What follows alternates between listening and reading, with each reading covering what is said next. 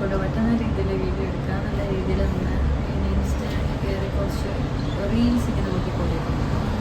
അപ്പോൾ എനിക്ക് ഒരു പ്രൊഫൈൽ എനിക്ക് ഇഷ്ടപ്പെട്ടു. I came to this video in that profile.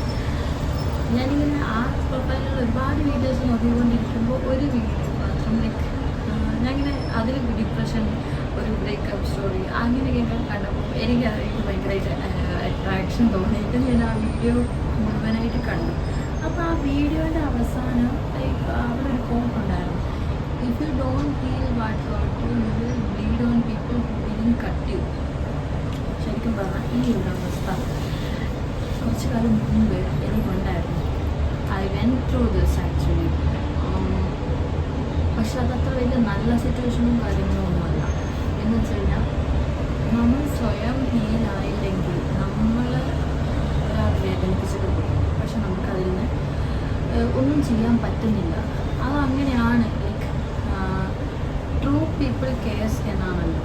അപ്പം ഒരു ട്രൂ ആയിട്ട് നിന്ന ഒരു വ്യക്തിക്ക് പെട്ടെന്ന് അതിൽ നിന്ന് പുറത്തേക്ക് വരാൻ പറ്റും. കുറച്ചധികം ടൈം എടുക്കും. പക്ഷെ ആ ടൈം എടുക്കുന്നതിന് കൂടെ ഉണ്ടല്ലോ, നമ്മളെ കെയർ ചെയ്ത് നിൽക്കുന്ന നമ്മളെ സറൗണ്ടിങ്സ് നമ്മളെ വേണം, നമ്മളെ ഇഷ്ടപ്പെടുന്ന, നമ്മൾ കാണാതെ പോകുന്ന കുറച്ച് ആൾക്കാരുണ്ടാവും. ആ ആൾക്കാരെ നമ്മൾ വേദനിപ്പിക്കും. അത് അമ്മയായിക്കോട്ടെ, അച്ഛനായിക്കോട്ടെ, കൂടെ പിറന്ന ആയിക്കോട്ടെ, കൂടെ ഉള്ള ഫ്രണ്ട്സ് ആയിക്കോട്ടെ, കസിൻസ്, ഫാമിലി, ലൈക്ക് ഇവരൊക്കെ നമ്മളെ ട്രൂലി കെയർ ചെയ്യുന്ന ആൾക്കാരാണ്. നമ്മൾ ഒരാളെ ട്രൂലി കെയർ ചെയ്ത് അയാൾ പോയെന്ന് വിചാരിച്ച് നമ്മൾ ഹീലാവാതെ നമ്മളുടെ വേദന നമ്മൾ മറ്റൊരാളിൽ അടിച്ചേൽപ്പിക്കുന്ന ഒരു സിറ്റുവേഷനാണ്. ലൈക്ക് അവരെന്തെങ്കിലും സംസാരിക്കാന്ന് നമ്മൾ ഉടനെ കയറി ഷൗട്ട് ചെയ്യും. ലൈക്ക് ഈ ഒരു അവസ്ഥ എനിക്കുണ്ടായിരുന്നു. ഞാൻ ഭയങ്കരമായിട്ട് ഫുഡൊന്നും കഴിക്കാതെ കരഞ്ഞ് ഉറങ്ങാൻ പറ്റാത്തൊരു സിറ്റുവേഷൻ. അപ്പോൾ അമ്മ വന്ന് പറയും, നീ ആർക്ക് വേണ്ടി, നീ എന്തിനും. അത് ഞാൻ അമ്മയോട് ചോദിച്ചു. എൻ്റെ സിബ്ലിങ് വന്നിട്ട്, എൻ്റെ അനിയത്തി വന്നിട്ട് എനിക്ക് എന്തിൻ്റെ ആവശ്യത്തിനാണ്, അത് കഴിഞ്ഞു, പോയി. അതൊരു ലൈഫിലൊരു ലെസണായിട്ട് കണ്ടാൽ മതി. ഇത് പറയുന്നവരൊക്കെ പറയാൻ എളുപ്പമാണ്, അനുഭവിച്ചവരൊക്കെ അതിൻ്റെ എന്താ പറയുക, അതിൻ്റെ ഒരു സീരിയസ്നെസ് അറിയും. സോ നമ്മളെ പറഞ്ഞിട്ട് കാര്യമില്ല. പക്ഷെ നമ്മൾ ഒരിക്കലും മറ്റുള്ളവരിലല്ല ഉണ്ടാക്കാൻ പാടില്ല. ഞാൻ എന്നെ തന്നെ വേദനിപ്പിച്ചിട്ടുണ്ട്, എൻ്റെ കൂടെ ഉള്ളവരെ വേദനിപ്പിച്ചിട്ടുണ്ട്. അതിൽ ഞാൻ റിഗ്രറ്റ് ചെയ്യുന്നില്ല. കാരണം ആദ്യം ഞാൻ എൻ്റെ അമ്മ, പപ്പ, അനിയത്തി, എൻ്റെ ഫ്രണ്ട്സ്, ഇവരൊക്കെ ഞാൻ ഹേർട്ട് ചെയ്തിട്ടുണ്ട്, നല്ല രീതിയിൽ ഹേർട്ട് ചെയ്തിട്ടുണ്ട്. സോ എനിക്ക് എന്താണെന്ന് വെച്ച് കഴിഞ്ഞാൽ ഞാൻ ചെയ്തത് തെറ്റാണ്. ഞാൻ ചെയ്തത് ഞാൻ ചീപ്പസ്റ്റ് ക്യാരക്ടറായിരുന്നു എൻ്റെ. അങ്ങനെ ചെയ്യാതിരിക്കുക. കാരണം ആ ഒരു ടൈമിൽ നമുക്ക് വേറൊരു കാര്യം കൂടെ മനസ്സിലാക്കാൻ പറ്റും. ദേഷ്യം കാണിക്കേണ്ടവരടുത്ത് മാത്രം ദേഷ്യം കാണിക്കാൻ പാടില്ല.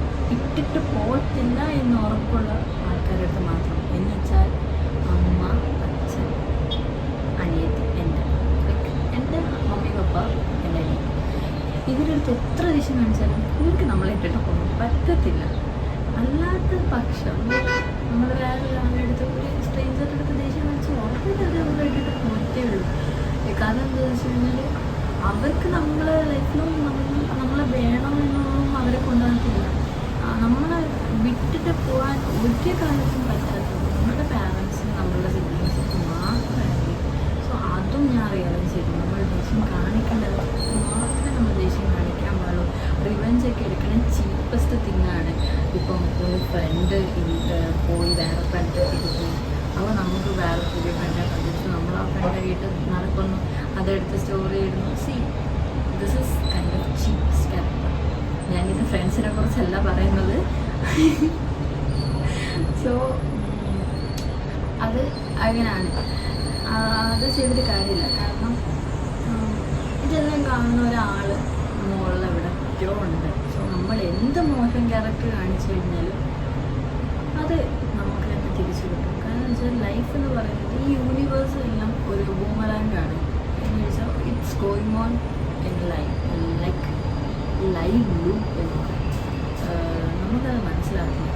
ആ ഒരു സെയിം നമ്മൾ ഒരു മരത്തിൻ്റെ തന്നെ പിന്നെയും പിന്നെയും വരുമ്പോൾ it means we are lost.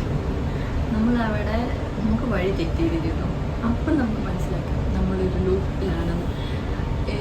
എന്താണെന്ന് വെച്ച് കഴിഞ്ഞാൽ നമ്മളിപ്പോൾ ഒരാളോട് ഒരു വലിയ തെറ്റ് ചെയ്യുന്നു, അത് അയാൾക്ക് ഒരിക്കലും ക്ഷമിക്കാൻ പറ്റത്തില്ല. മേ ബി നമ്മൾ കുറച്ച് കാലം കഴിഞ്ഞാൽ അയാളുടെ നല്ല മനസ്സാണെങ്കിൽ മേ ബി അയാൾ ക്ഷമിച്ചേക്കാം. പക്ഷെ ദൈവം അത് ക്ഷമിക്കത്തില്ല. അയാളെ എങ്ങനെയാണോ ചതിച്ചത് അതേ അവസ്ഥയിൽ നമ്മളെ കൊണ്ട് ഇടുന്ന ഒരു സിറ്റുവേഷൻ വരും. അപ്പം നമുക്ക് മനസ്സിലാക്കാൻ പറ്റും, ഇത് ഞാൻ അന്ന് അയാളോട് ചെയ്ത ഒരു കാര്യം അതുപോലെ അത് വരും. ദൈവം പറഞ്ഞാലും യൂണിവേഴ്സും പറഞ്ഞു കാലം മറക്കത്തില്ല.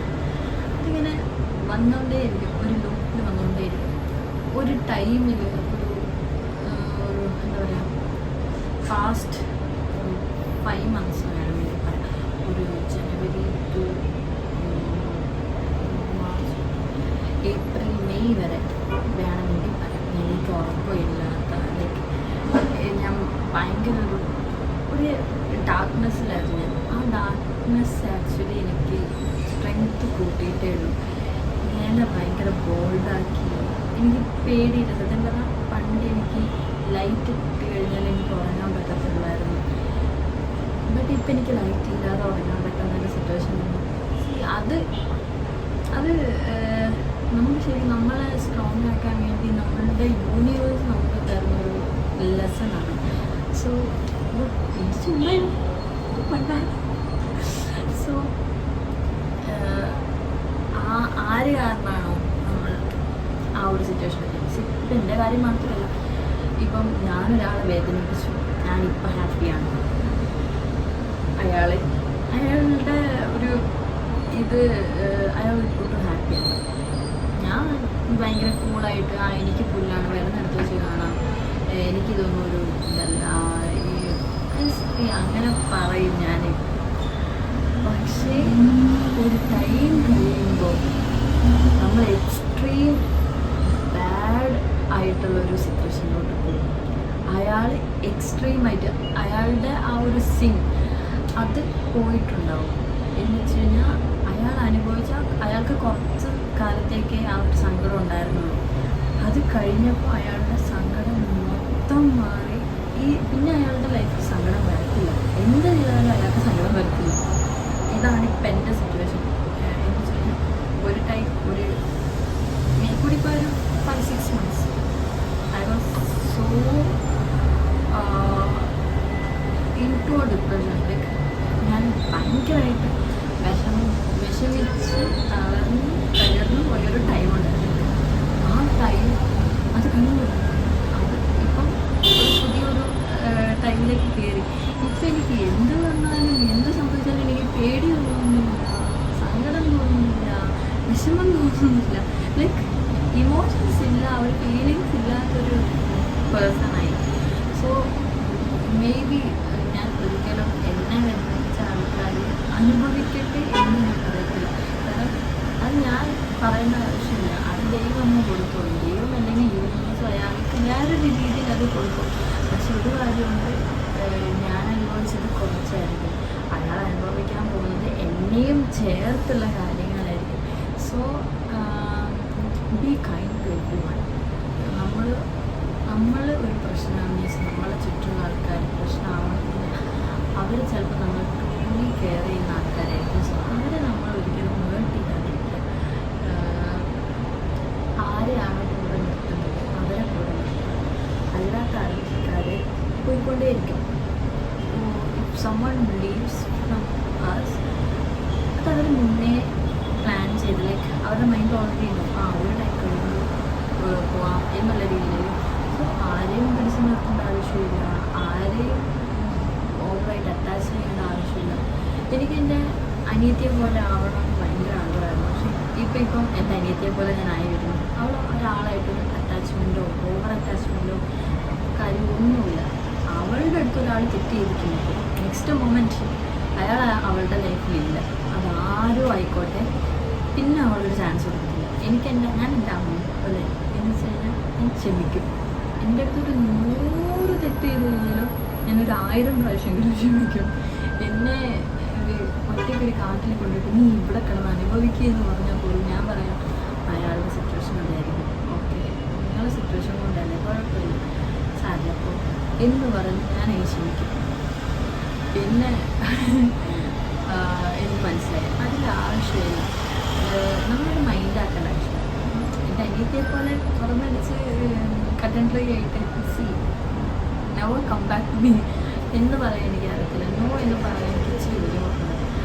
ബട്ട് ഞാൻ മൈൻഡാക്കാതെ ഓക്കെ എനിക്ക് never mind, I don't fucking care എന്നുള്ള രീതിയിലായി മാറും.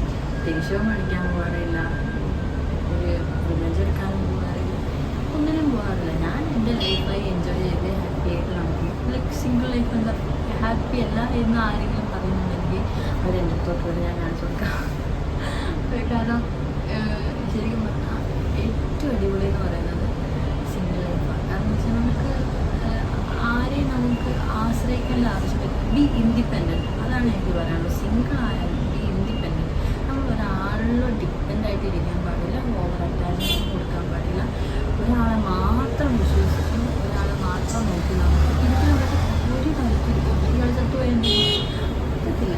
സോ അതുകൊണ്ട് ഏറ്റവും നല്ല അഡ്വൈസ് എന്ന് പറയുന്നത് B independent, be kind, be loyal, B genuine. But ഈ ലോയലും ജെന്യൂനിറ്റിയും ഓവറായിട്ട് വേറെ ആൾക്ക് കൊടുക്കില്ല. അമ്മയ്ക്കും അച്ഛനും കൂടെ പിറന്ന ആർക്കും കൊടുക്കാം, അതിന് കൂടുതൽ ആർക്കും കൊടുക്കരുത് എന്ന് മാത്രമേ എനിക്ക് പറയാനുള്ളൂ. കൊടുത്തു കഴിഞ്ഞാൽ നിങ്ങൾ മൂടി കുത്തിരിക്കും, അത്രേ ഉള്ളൂ. So be happy. ബൈ.